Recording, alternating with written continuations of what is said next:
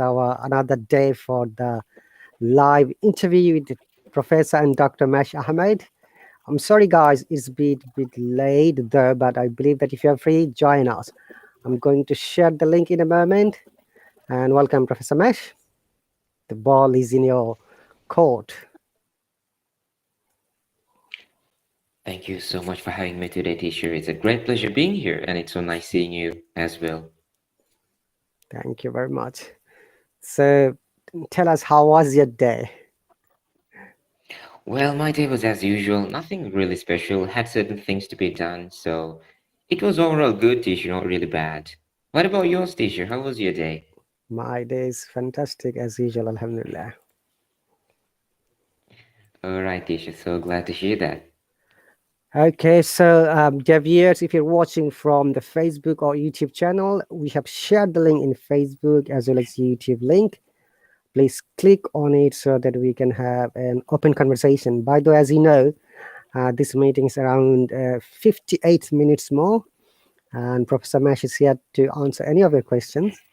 However, if you can't join, we'll just, have conversation with both of us. Okay, Professor, welcome. Thank you so much, teacher. And before we jump to the main question, Professor, it is very common problem so many of the English learners. Let's first start with the English learning, you know, uh, techniques. So, what would be your one advice for our English learners? How they can develop their communication skill? Well, I think when it comes to language learners, basically when it comes to dealing with English, I think there's a variety of learners. Some people just want to improve their conversational skills for the sake of traveling or might be just for fun to face an interview. But there's another group of learners who are trying to prepare for an English language proficiency test. It might be IELTS, TOEFL, OET, PTE, CELPIP, so on and so forth. So I think the requirements really depends on the person. If they're really here to practice some good English to communicate or to base themselves with some travel, then I think the only way that they should do it is by doing a lot of practice of speaking. So the more communication that they have, the more conversation they engage in, they can really go a long way. Because the only thing you need to realize is that anyone who's listening, you can understand you. The more they understand you, then you're good to go with it. Because when you go to a new country, if you can communicate to an extent, just to get some guidance and also be quite comfortable in that new environment, you're really great with that. But there is another group who wants to sit for a test. When it comes to IELTS, they should have good grammar, they should have amazing pronunciation, they should also be able to use some really nice vocabularies, should use some idioms and phrasal verbs to just make their conversation a little bit more spicy, and also should have great confidence and should be able to show up their language skills. So it always depends on how things work. So I think there are like two sections here. There are individuals who learn English as a language, and there are some other people who learn English as a subject. They go with grammar, they master linguistics, they deeply uh, evaluate their phonetics, trying to do certain articulation, trying to express certain things with regards to intonation. So I think it all depends on how things work and what they really do expect. Okay, thank you very much. It's a factual matter that many learners, I'm not pointing out who all they are, like from Asian background, African, and even some other countries. They said they've studied English from the primary school, secondary, even college or universities. But when is the matter of presenting themselves, they can't. What do you think could be the probable reason? Well, I think it's really common. Even in my case, I'm coming from a non-native country. I was born and raised where English is the third language. So in that case, it's all about the environment. Basically, the teachers, they use a very basic pronunciation and they speak in a very basic way, even though in a lot of cases, teachers only teach grammar. They don't do anything else. They don't insist the students to do a lot of speaking. They don't do any certain reading practice, listening practice. They don't do anything. In most of the cases, they'll teach some grammar and they're good to go with their lessons. That's some kind of requirement. And also, students are exposed in an environment which obviously teacher is there, so that they're exposed to an environment where they hear wrong pronunciations at times. So they use certain pronunciations which is not really correct, that they are struggling to go forward. And also, a lot of teachers don't bring their students up to speak confidently. So eventually, their confidence dilute to a higher extent possible. That's a very common thing I notice. And I think it's all about how they're raised and how much influence that they gained from a very young age. So these things really do impact to a higher extent possible, even though it is it is really not acceptable for some people, but it's reality. Thank you very much. So I've just analyzed your conversation. I'm able to find out two problems. Number one, environment, and also the motivation of practice, right? Yes, teacher, that is correct. And also the influence that they gain from their elders, especially teachers. Okay. So in another word, may I say that the teachers who teach in primary or secondary level in those countries, do they have also responsibilities to teach those students? Well, I think yes, they do, because eventually they are responsible as teachers. When it comes to being an English teacher, they have a lot of responsibilities, which is more like they should mold the students in a way that they can communicate and comfortably go outside. So in most cases, they don't do it. They'll just teach the grammar part and they'll teach some basic writing, and that's it. There is nothing more.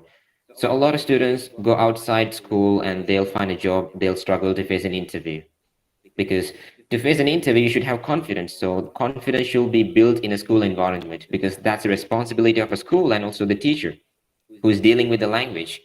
So these things are really problematic when they go outside to relate themselves in the real world apart from their school life. So when they apply for a job, when they go to university, they struggle to do their projects, presentations, assignments, because they don't have the required confidence and knowledge to get themselves through. So that is some kind of an issue which is not really common, but still that's always happening. Okay, thank you very much. We have got a guest, MD Anarul Islam. Welcome. Can you hear us, Anarul? Okay, if you're not able to speak, that's fine. But if you can speak, that will be better for us.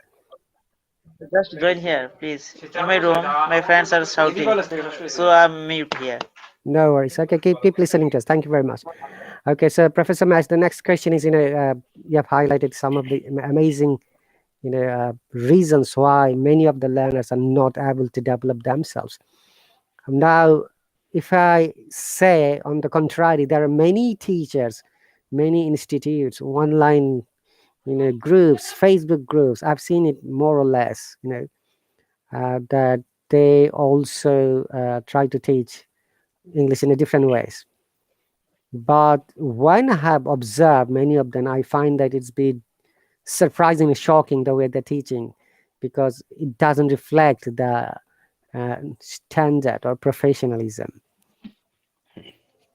And Well, I think it's one of the most common scenarios, especially there are certain teachers who are from native countries as well, and also from non-native countries. In a lot of cases, I would say a lot of non-natives know better grammar than natives, because that's their language, so they don't have to do anything extra. So when it comes to learning grammar, improving the basics, trying to develop the candidate to an extent, then I think they should have some really great knowledge. So when it comes to a lot of teachers who are from a non-native environment, they have gone through the same process, so they know how much they struggle and they know the methods to improve. So I think that's one of the most major difference that we notice in this world. And also, there are a lot of teachers who are not really professional, so they claim to teach, but I don't see anything which is really beautiful in teaching. In a lot of cases, they struggle with their own pronunciation, they struggle with their own grammar, even though they claim to teach grammar.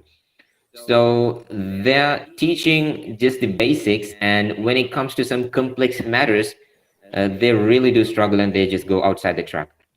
So a lot of learners are really curious, so they might ask a lot of questions. So being a teacher, you should be able to answer all of their questions and clear their doubts, because that's why you're a teacher and that's why you have students. So that is kind of a complex thing to understand, but still, this is more like showing dual aspect even with the natives and non-natives.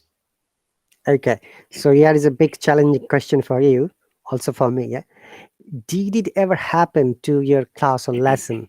Someone asked you a question and you didn't know the answer.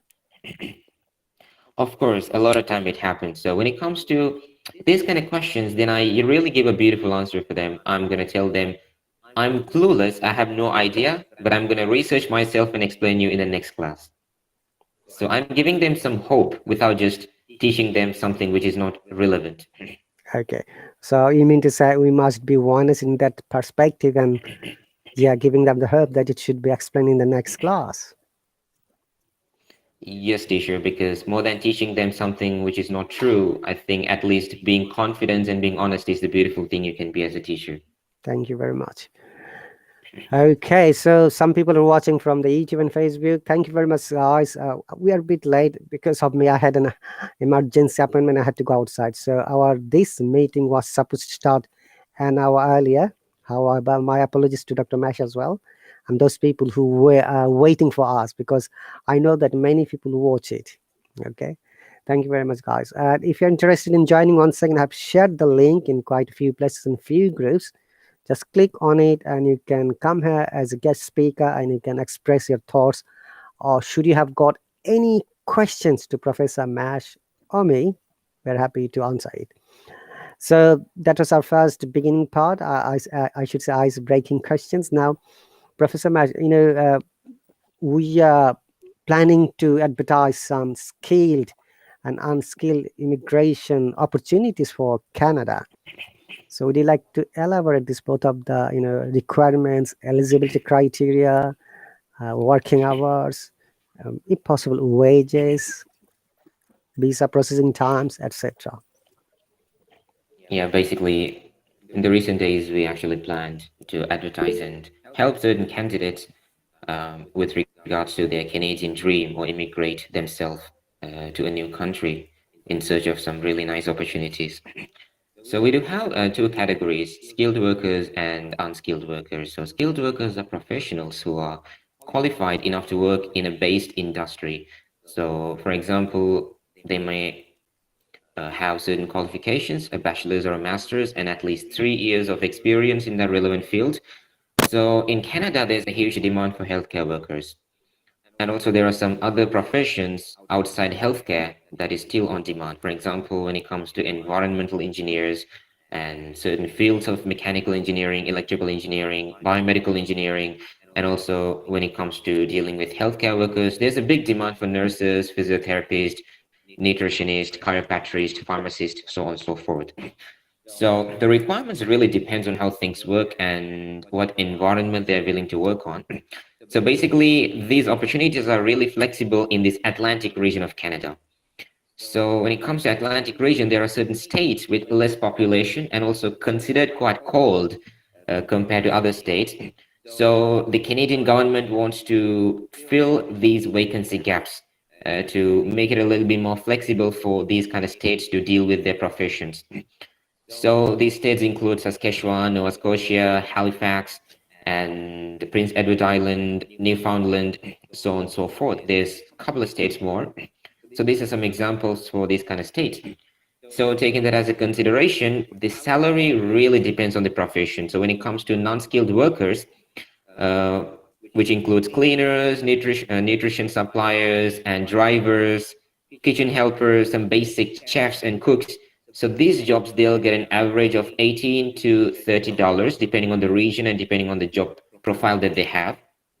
So that is more like the range, $18 to $30. And for skilled workers, they'll get a salary range of $45 to $120. It is also quite dependent on how things work and their profession. So the maximum is earned by the healthcare professionals. That's, I think, very common in most of the countries. That's how things work. So a lot of healthcare workers, they earn comparatively higher than the other professionals. So there are certain basic requirements and specific requirements for certain professions. Just for pharmacists, they have to crack their license test. To work as a pharmacy assistant, they should qualify a certain exam. To be a doctor, the same thing applies. Even to be a nurse, to be a physiotherapist. Like each of these specific professions do have their own requirements to get an entry to the job position. But apart from that, getting a work permit depends on the place you apply.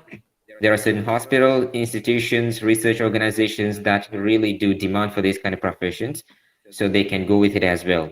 So when it comes to the visa procedures, you should have a great academic record.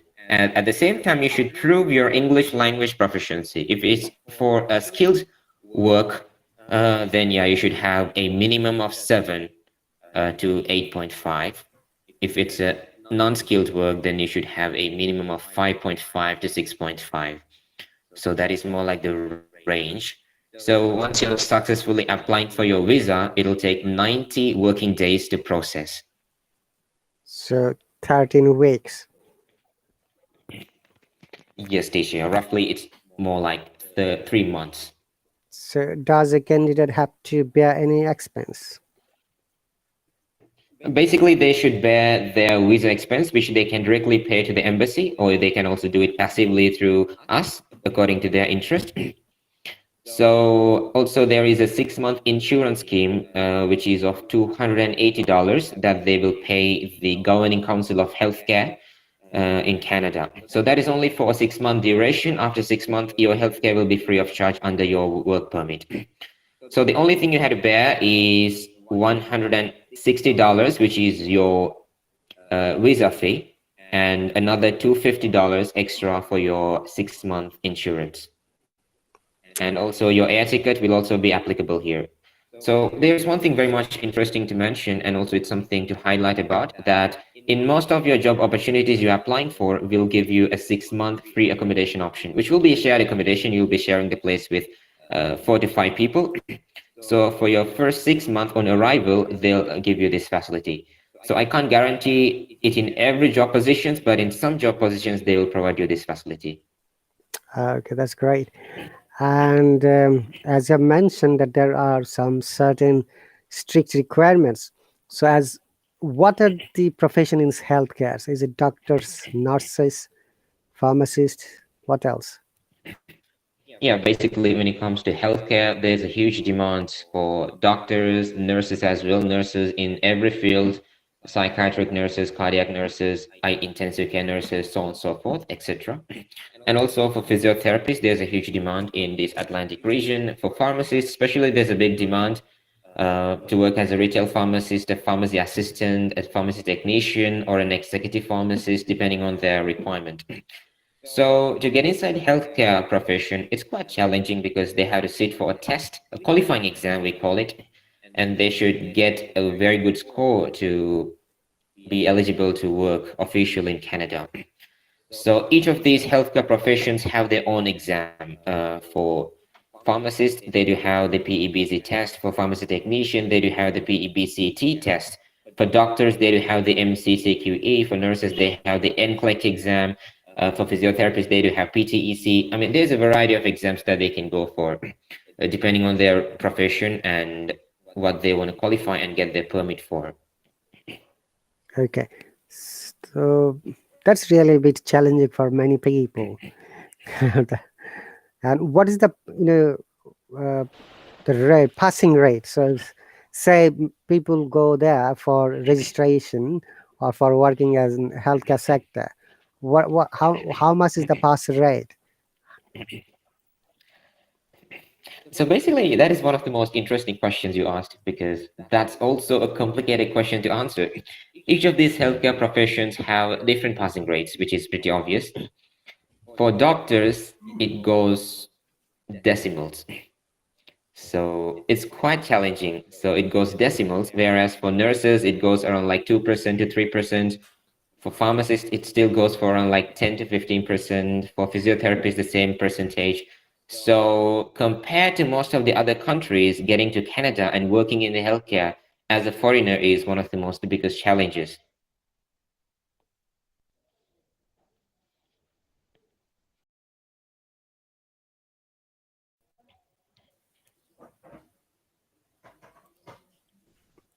Carry on. Sorry. Yeah, sure, no problem, teacher. So as I mentioned earlier, compared to most of the other countries, getting an acceptance in the healthcare field in Canada is quite of a challenge.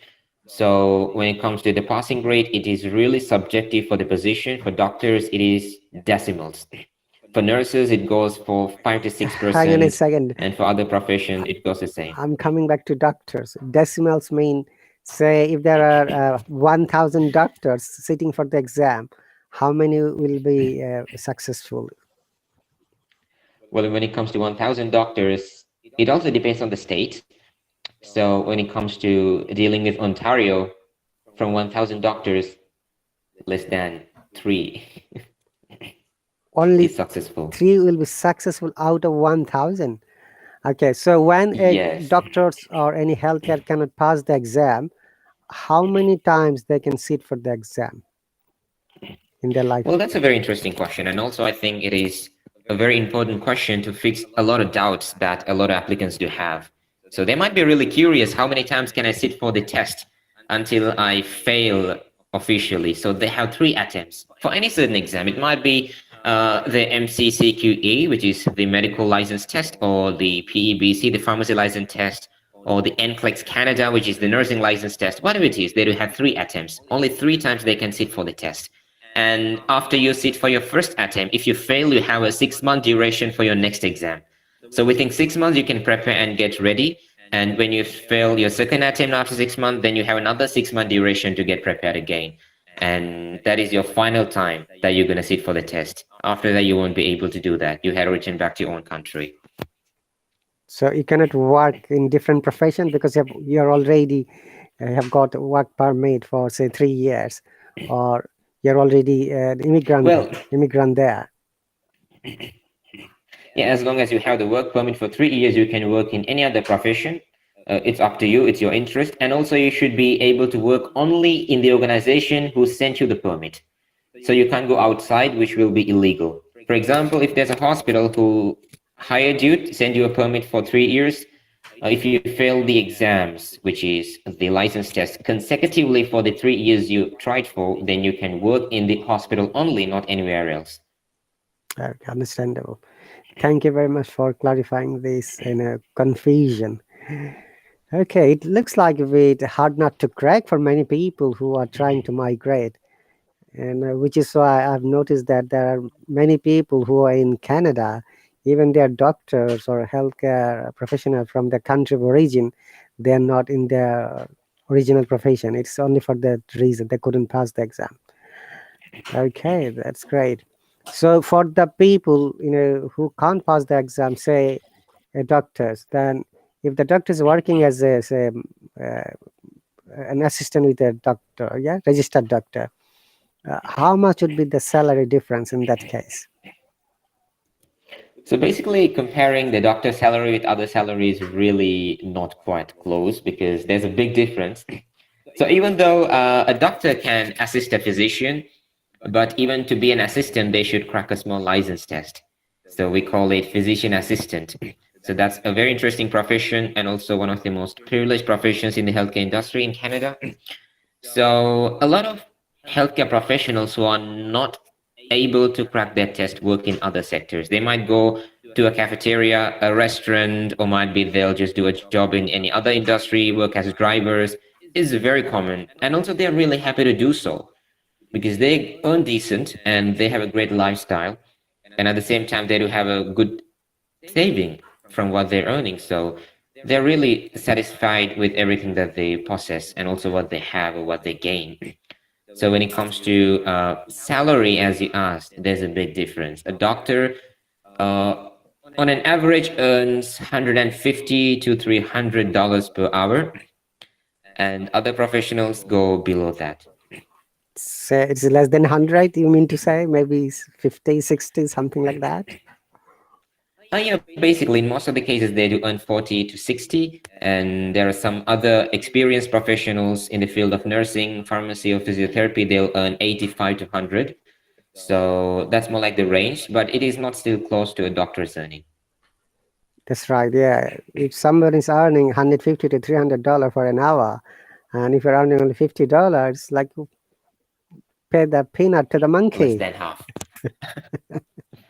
Yes, teacher, that is quite true. 1/5, I should say, not even half.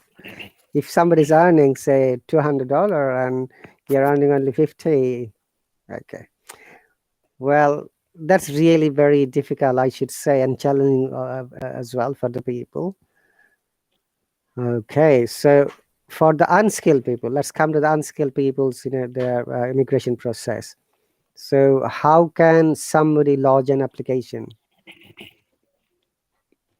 So basically, in most of the unskilled job positions, they will demand for their senior school certificate, which will be an A-level equivalent, or might be if they qualify their O-levels, if they have a good language proficiency, then they're still eligible to apply. So in most of the cases, they don't require any experience. Depends if you're working in a kitchen, if you want to work as a cook, a basic kitchen helper, then in some positions, they will ask for at least 1 to 2 years of experience.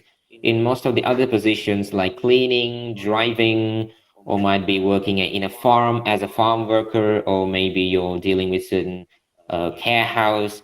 So these kind of job positions, they don't require any experience as long as they know what they do. The only thing they should satisfy is their basic educational qualification, which is their high school certificate, and also to have a minimum of 5.5 or 6 in their IELTS. Or equivalent, they can also take TOEFL or CELPIP. So you mean to say IELTS is mandatory for them as well? Yes, kind of mandatory because they are living in an English-speaking country and they should be able to communicate with Canadians in a very comfortable way because they're going to an Atlantic region where majority of the people are native. So you'll rarely find an immigrant in those Atlantic regions.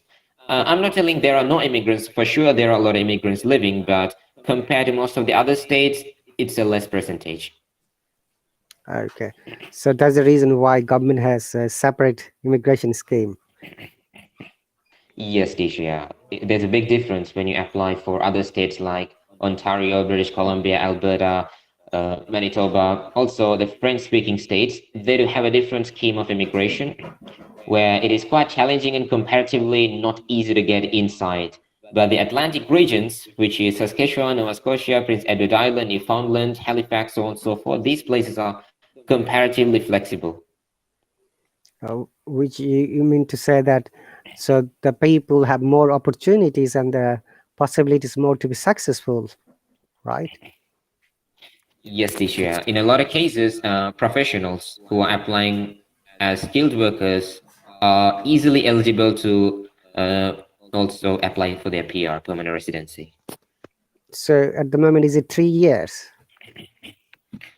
Yes, Tisha. The contract for your work will be 3 years. After 3 years, you can apply. I can't guarantee the success. It depends on the score you're getting in the evaluation, but it's not impossible.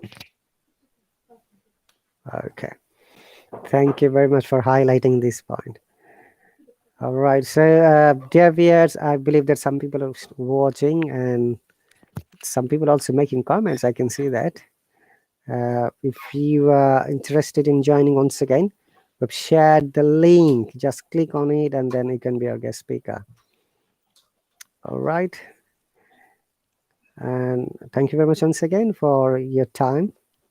And do you have any other things to describe? Otherwise, I'm going to ask you a few more questions. Basically, when it comes to Canadian immigration, in the recent days, I saw the country is hiring people for the military. So it is called as the Atlantic Military Immigration Scheme, which is quite recent, which started this year in February. So in that scheme, you should be at least 5'8" if you're a male and 5'4" if you're a female, and should be physically fit, should have a balanced BMI, and also should be 0 from all of these diseases. It might be communicable or non-communicable, whatever it is, you should be 0 in these kind of health conditions. So you should be 100% fit. So you'll be given 6-month training, intense training in the military. After that, you'll be posted as an official member in the Canadian Army, or maybe Navy, Air Force. It depends on how things work. So you mean to say physical fitness, their medical fitness, and BMI. You have mentioned BMI. Would you like to clarify BMI to our viewers? And what would be the minimum, Yes, basically, minimum or maximum BMI?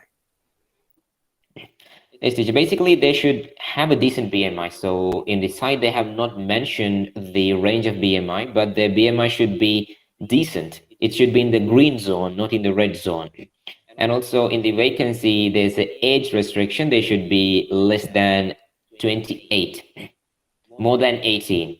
So 18 to 28 is the age range you're eligible to apply for. And you'll be given 6 month intense training. So you can imagine the military intense training means. So you should be able to handle things which are tough and not easy. So completing your training, you'll be appointed as a part of the Canadian military for 2 years.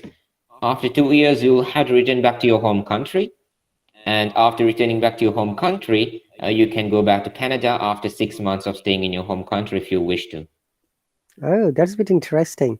And what are the other criteria? Educational background, English test? So basically, they should have, yes, they should require, they require to prove their language proficiency. So you should have a minimum of 6.5, a B2 proficiency. So that is a mandatory requirement to a foreigner. At the same time, you don't have to have any degree or any certain professional qualification as long as you have a secondary school certificate in any field. It might be commerce, art, science, linguistics, humanities, social science, whatever it is. If you're qualified, you're eligible to apply.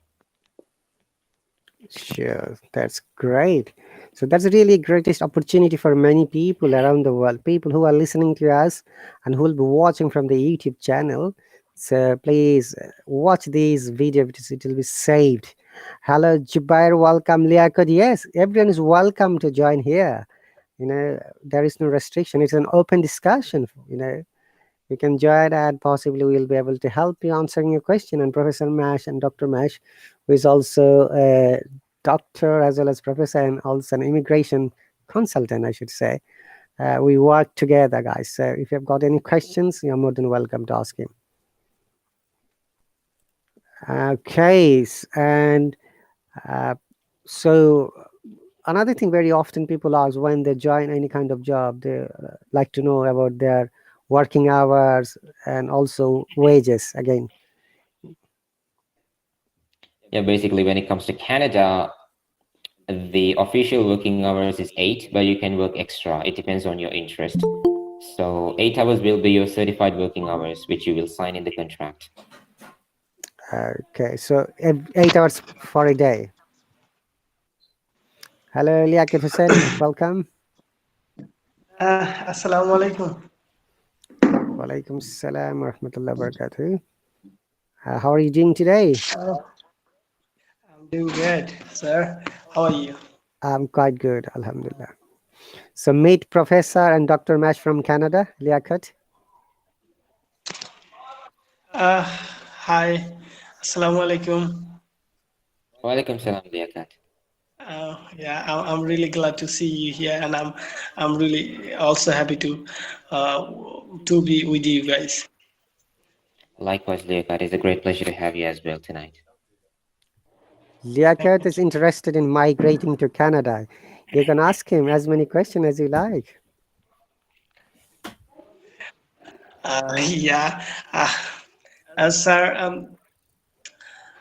Rahat Ali sir, he knows each and everything, I think, about my study or from where I'm just learning. He's my mentor. Still, he's my mentor, and he teaches me well, actually. But uh, I'm sure actually lazy. That's why I'm not still good at English. But I have dream to go Canada. It's my dream, but I'm not trying. Well, I think you should not be lazy to practice because it's pretty obvious you should prove your language proficiency for your immigration purposes. It might be to enter university or to satisfy your visa requirements. Depending on your job position, you'll have to prove your language. So if you're working in an unskilled workforce, then you should at least have a 5.5 or 6. If you're working in a skilled workforce, you should have a minimum of 7 or 7.5, depending on the state you're willing to apply for. So yeah, don't be lazy. Start practicing. Yeah, I hope so. I'll do soon. inshallah. And yeah, I'm happy to really. I'm going to say it again that now today I'm already meet you as a mentor also, and of course it will be helpful for me in my future. So yeah, and I'll try to follow your uh, what I said. I forgot exactly the meaning actually. Instruction. I try to Sorry. follow your instruction or advice.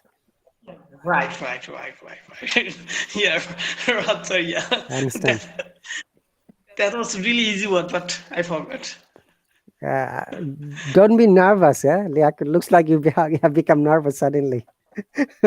Yeah, even I feel the same thing. He's like blabbering a lot.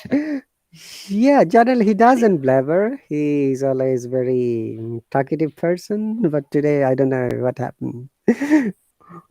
Okay, look, before that, Right. would you like to tell us where are you from for our viewers and also Professor Mash? And what do you do briefly? Oh, wow. Yeah, sure. Uh, I'm Liaquat. I'm from Madhurpur, exactly Dhaka, Bangladesh. It's Madhurpur. It's part of Padma Setu. You may know about Padma Setu. Uh, Mash. Hello. Yeah, keep talking. He's listening. Okay. So it's near to Padma Setu. Our district name is Madaripur. So it's really very famous as a smart city. Yeah, as a smart district. If you search on Google, you may know my district name with smart. Okay, it's just one of the smart city in Bangladesh, fastest smart city in Bangladesh. So, and I'm from just Madhurpur, and I've completed my graduation last year. Now, this year, in this month, March, I had my master's examination, but I didn't. Uh, I didn't. What I said, sir? You didn't attend the exam.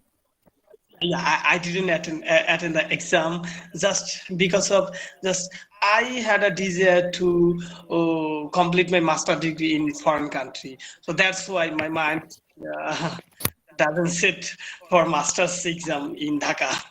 So I quit it, and now I'm just sometimes trying to talk with my honorable teacher.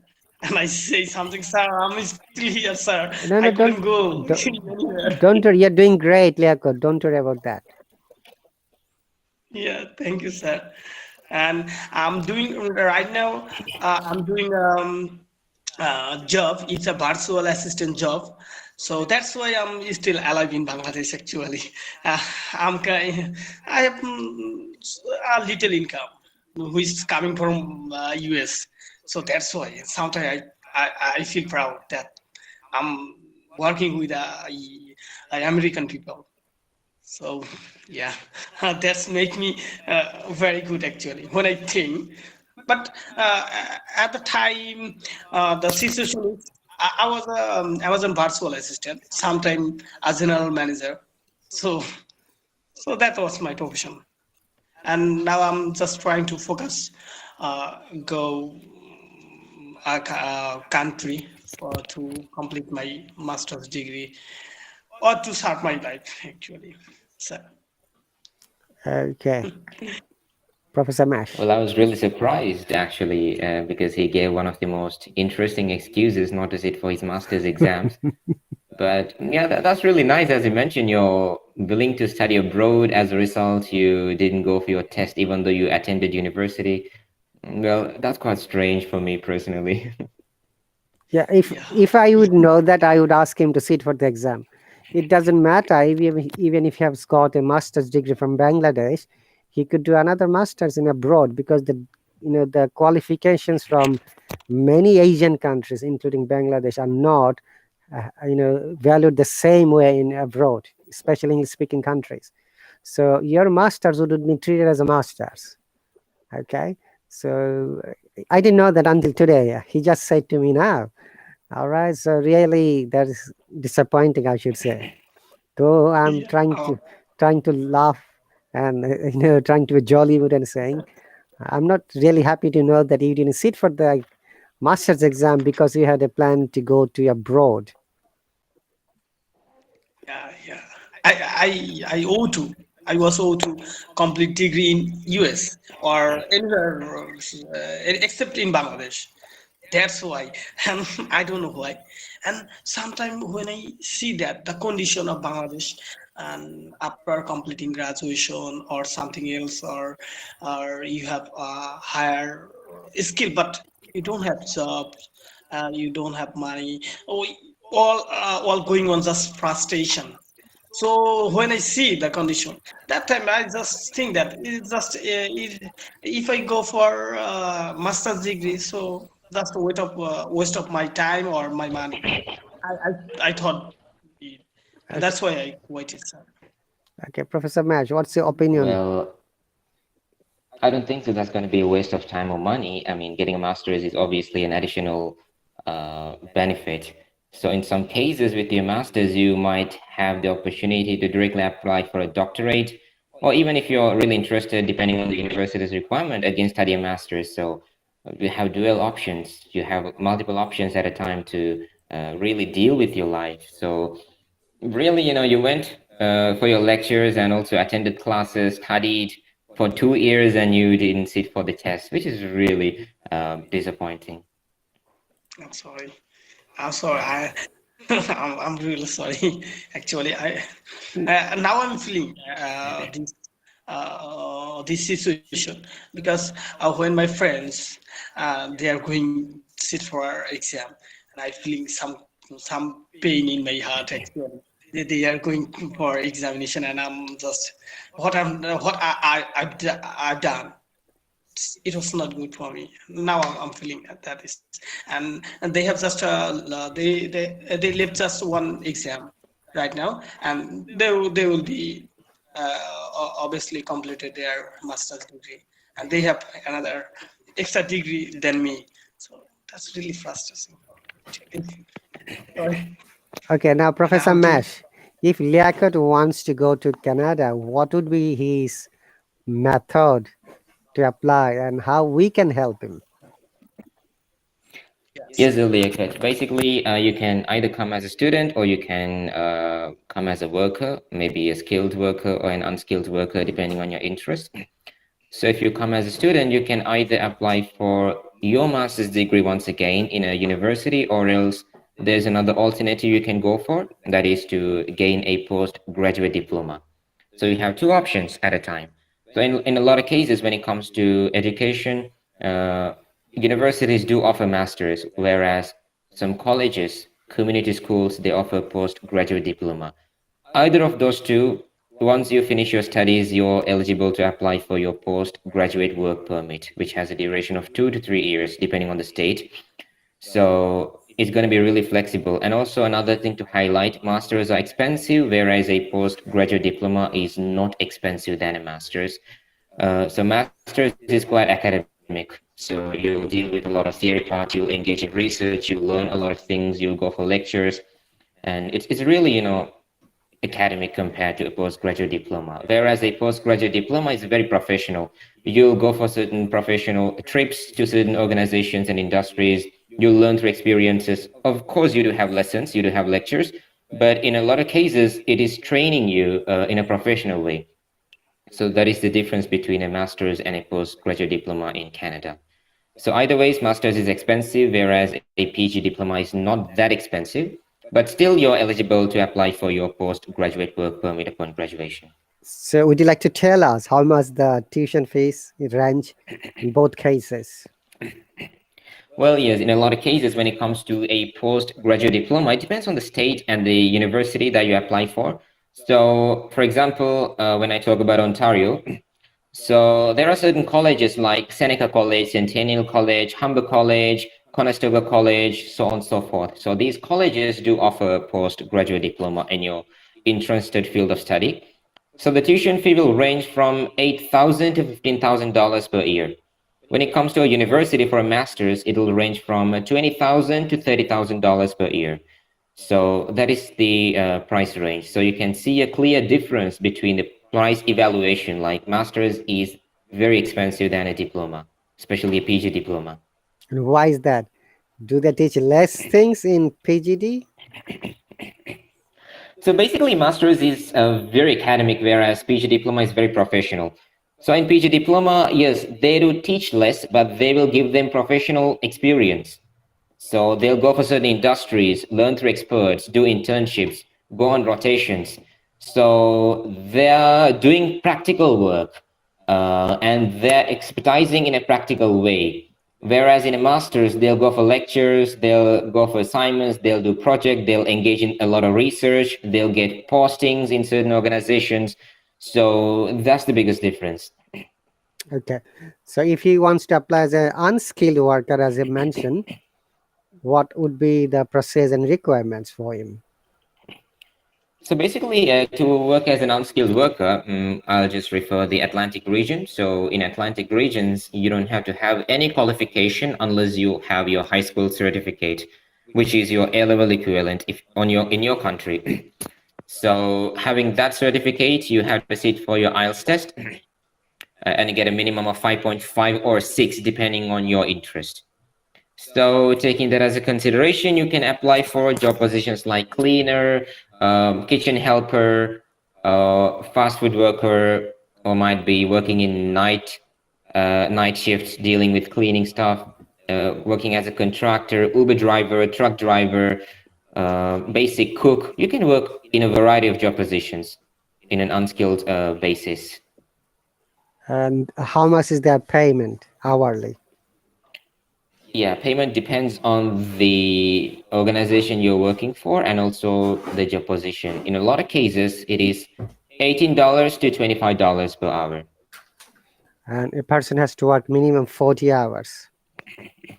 Yes, minimum 40 hours per week. So Liaquat, if you're getting $25 for an hour, I'm calculating. So 40 hours, you're going to do $1,000 in a week. And for a year, you're going to get 52,000 Canadian dollars.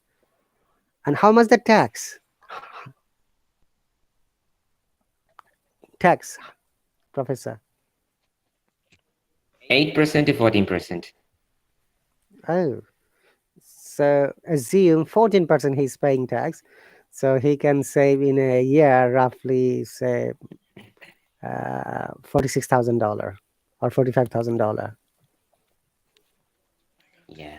And if you calculate into Bangladesh taka, it should be around more than 6 million. It's huge. It's As a Bangladeshi, it's huge. in a year. Oh my God. Uh, Now it's dream, actually. It's my dream. I don't know. So what you have to do, you have to sit for the IELTS exam. Remember, I said to you, when you contacted me last year, I said to sit for IELTS exam. It's very easy to get 5.5, right, Professor Mash, in IELTS exam?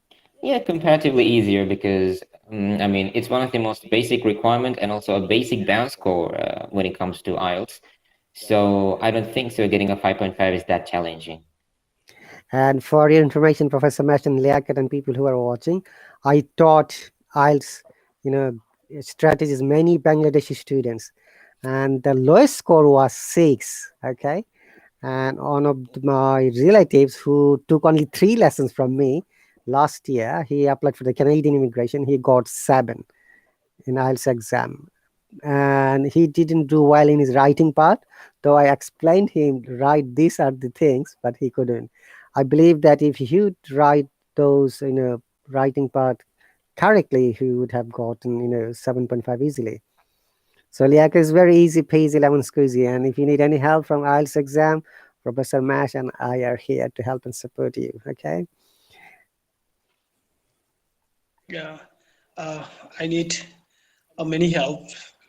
Still, I'm here in Bangladesh. So, of course, I have dream and I have to fulfill it. I have to fulfill it. So that's why uh, I will be needed many help from you, Much sir. much help. And Much help. yeah, much support, Up. much help. Well, Liaquat, teacher will help you, but also you have a responsibility to practice. So it's also from your side. You will get 50% from the teacher, and you're gonna do the rest 50% from your side. Because none of the teachers can do magic unless the student practices and work for himself. So that is also equal share which he's going to you. Yeah, sir. A few months ago, I just tried a few times, and I just tried to where is my level and how I'll do in IELTS exam by myself. So that's where just I get uh, frustration. One of my frustration was after was the listening, but many people they are doing very great in listening, but I'm doing bad day by day, and most of the error thing in when I go to complete the blank, like if going to write some what, then I'm spelling wrong. So I'm totally my headache. Total, it's my headache. So that's why I thought, oh, there is another way to go abroad. That is Duolingo. So that's why nowadays I'm thinking about Duolingo. I'm sorry, sir. I'm really sorry. Duolingo. I'm thinking about Duolingo. So Rasa, Yeah, what about one moment. I'm going to ask Professor Mesh. So if somebody sits for the Duolingo exam, what would be the equivalent to IELTS 5.5 in Duolingo? So basically, I think it's around like 120 something, as I remember. And also, Duolingo is not accepted for Canadian immigration, unfortunately. You see, you got the answer. there? Yeah. And so, for your record, Leoka, there are only 4 exams accepted by the Canadian immigration. The first one is IELTS for sure, and the other one is TOEFL, PTE, and CELPIP. So these are the 4 exams that you should think of if you're willing to apply for Canadian immigration. So what does PT stand for, and which country offers it? So PTE stands for Pearson Test of English, and its headquarters are based in the UK, but the exam is being operated from Australia. And the last one, CELPIP? CELPIP is a government exam which is operated by the Canadian Immigration Department. So CELPIP stands for Canadian English Language Proficiency Index Program. It is very specific for the Canadian immigration processes. Mm-hmm.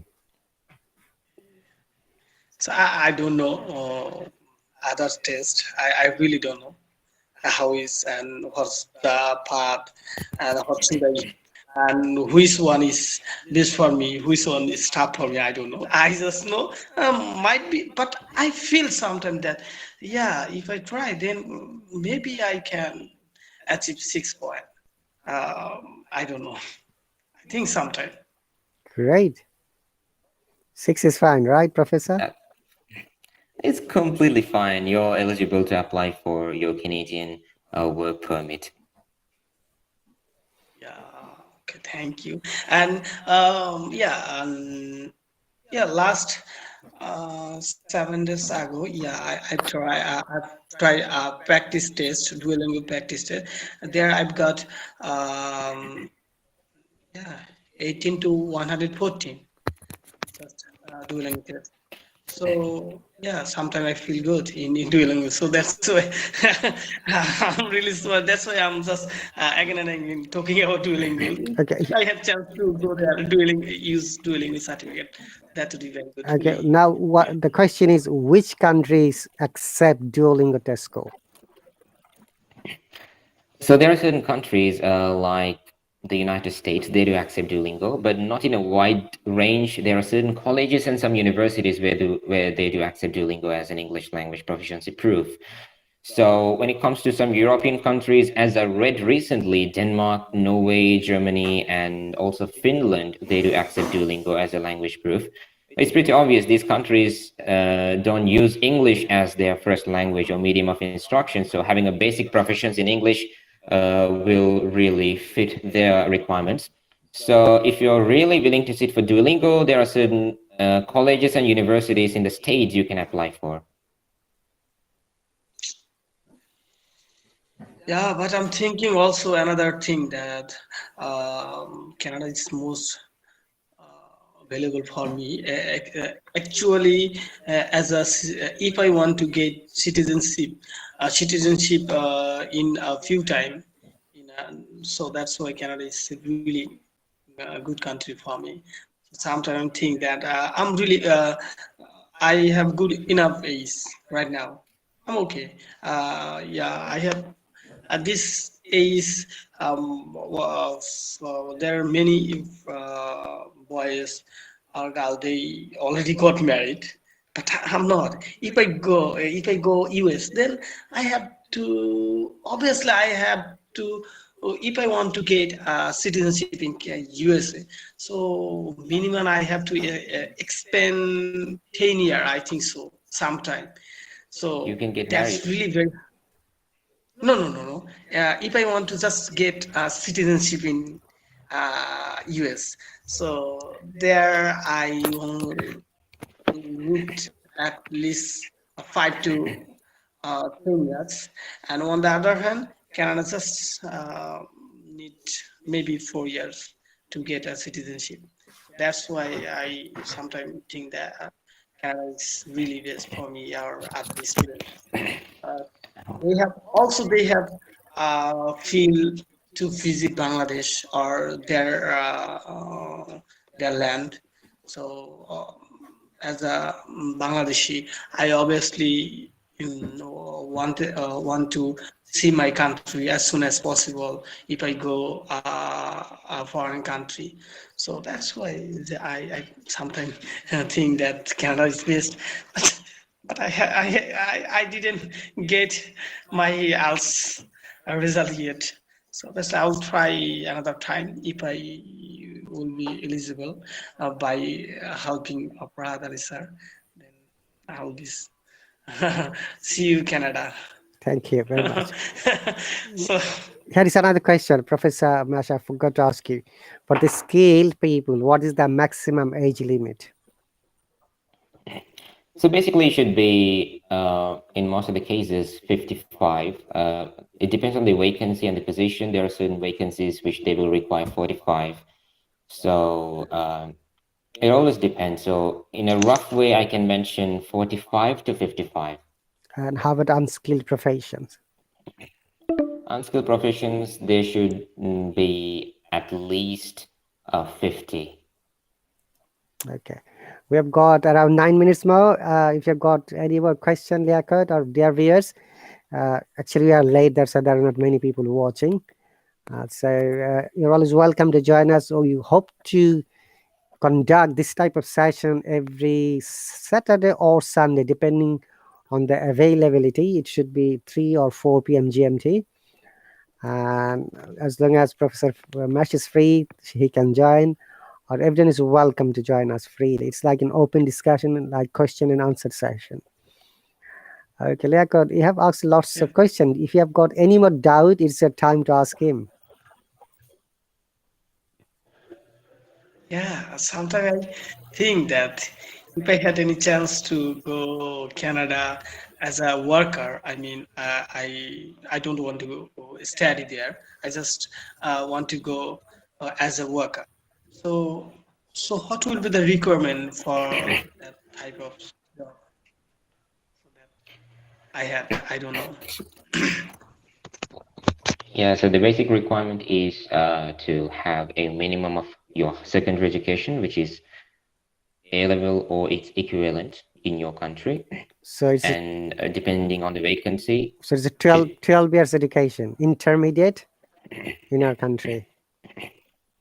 yes, intermediate education, and 5.5 to 6 IELTS band, depending on the job position. And in some vacancies, in some positions, they'll ask for experience, but the majority, they don't require an experience. So that is the most beautiful part. Apart from that, you should be able to prove your fund for the first 6 months in Canada. So you have to have some money in your bank. How much it should be? Yes. 2 million, 3 million? Well, basically, it is lower than for the students, which is a nice thing. So you should at least have $10,000 in your bank account, Okay, Canadian dollars. is for students you're explaining, is for the skilled or unskilled worker. Yes, teacher. For the unskilled worker, they should at least have $8,000 to $10,000, depending on the state. Actually, Saskatchewan, I think they don't require that much. But for Nova Scotia, I read recently in the official site that they require a $10,000 deposit in their bank account. For students, it's $32,000. Wow. So $10,000, I've just checked now. Canadian $1 is 77 local currency of Bangladesh. So that is around 770,000, right? Which is roughly less than a million.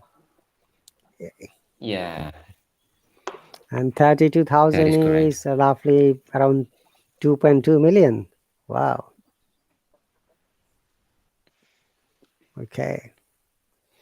And also, So, yeah, so, hmm? yes, sir. And also obviously English So, language test, yeah? Remember, IELTS exam. yeah. Yes, so end of the day and end of the talking session, I just got one thing that there is no way to go Canada without IELTS. I just wanted scope to go there without IELTS, but now I understand that there is no way. There is no way. Well, Right, you sir? can go without IELTS as long as you have a passport from a native country.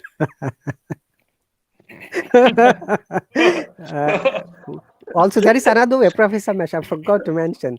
If he marries to a Canadian citizen, Easy, simple as that. Yeah, you can try that. yeah, You can try to impress a Canadian. okay. Sorry, sorry, Mehi. It is my bad. Sorry. So you might be aware, Professor Mash and Liaquat and people who are watching, in the UK, there are 3 types of marriages which are accepted by the government. Okay, the number one is a straight marriage, we call it heterosexual, boy to girl. Another is a gay marriage, a boy to boy. Okay, another is a lesbian, which is a girl to girl. And all of the cases, you must be 18 years old or above. Okay, and a few years back, the British government has approved this type of marriages, and you'll be surprised to know many Asian people wanted to be the citizen of this country, and they got married, a boy to boy and girl to girl, and they're caught red-handed at the last moment by the law. That Yes, teacher. I think it actually improves a lot of controversies because Asians, which has a strong culture and also have a great religious background, they are like getting married to their same gender. So it's pretty obvious government is getting really suspicious. Yes, and they investigated and found that they are married only for the passport, and they have been really taken to the government legal action against them, that they have just cheated, I should say. Okay. All right, The same Liaquat. thing in Canada. There are 3 types of marriages approved here. So as in the UK, there was a raid happened in the recent years, which they found couples of the same gender, also not Canadians, but foreigners, and they deported them back to their native place within few hours. Oh, okay. It means the Canadian law is more stricter than the UK laws. Basically, teacher, because in the recent days, I think started in 2015, they brought a law that a foreigner can't marry a Canadian Can? under any circumstance. Can or cannot? They can't marry a Canadian, cannot. They can't marry a Canadian? They can't marry a Canadian until they prove that they are dating for more than 5 years. My God. 5 years dating, then they can marry? Yes, teacher. They should prove that they're dating for more than 5 years. How somebody is going to prove? Text, email? Okay. Anyway, we don't have much time though. So we've got 3 minutes. Professor Mash. So that's really interesting to know. I didn't know this. So 5 years dating is very hectic in one sense, you know. Even the real lovers, teacher. they don't date 5 years. Yes, teacher. Yeah, that's kind of true. Okay, so it is 2 minutes and 30 seconds. So thank you very much once again, Professor Mash and Liaquat. And the people who are watching now and who will be watching later, guys, we have shared lots of information through this live broadcast, especially skilled immigration, unskilled immigration, their criteria, what is the required score in IELTS exam, what are your educational backgrounds, and what you have to do and under which process. So this process is Atlantic immigration, which is the coldest country. So like another shocking part is that in Atlantic immigration countries, those cities like Saskatchewan, Labrador, Newfoundland, do you know the temperature? How much the temperature on a regular basis? Any idea? No, sir. It is Sorry, sir. it is minus 15 to minus 20. Zero. Okay. My God. Minus. All right. Yes, I got it. Okay, so we have got So, Professor Matt. We are going to finish it, wrap it up because we have got 1 minute and 20 seconds. Thank you very much for Sure, coming. teacher. And say something before Thank you you, leave. teacher. Well, yeah, it's a great conversation today. So yeah, I really enjoy talking to Liaquat and also with teacher. It's a great pleasure to be here, and also thank you so much for having me today, teacher. No problem. I'm also inviting other people who are interested in participation. Please contact me through the Facebook Messenger or YouTube. Or if you know my number, just text me. Okay, and Professor Mash, thank you once again for your time. I know that it's midnight in your country at the moment. Okay, and thanks, Liaquat, also midnight. All right. So I'll see you, both of you, when I see you again. yeah, sure, sir. Take care. I'll be there soon, sir. Take care and bye. Yeah, ma'am, sir. Right, sir. Thank you, sir. Okay, so dear viewers, we are going to finish our live broadcast at the moment. And thank you very much once again for being with us. Stay connected with us, support my channel, give likes, share, and participate with us. You take care and bye. So, dear viewers, that's the end of our today's live broadcast. Join me next time and have a nice time until you see.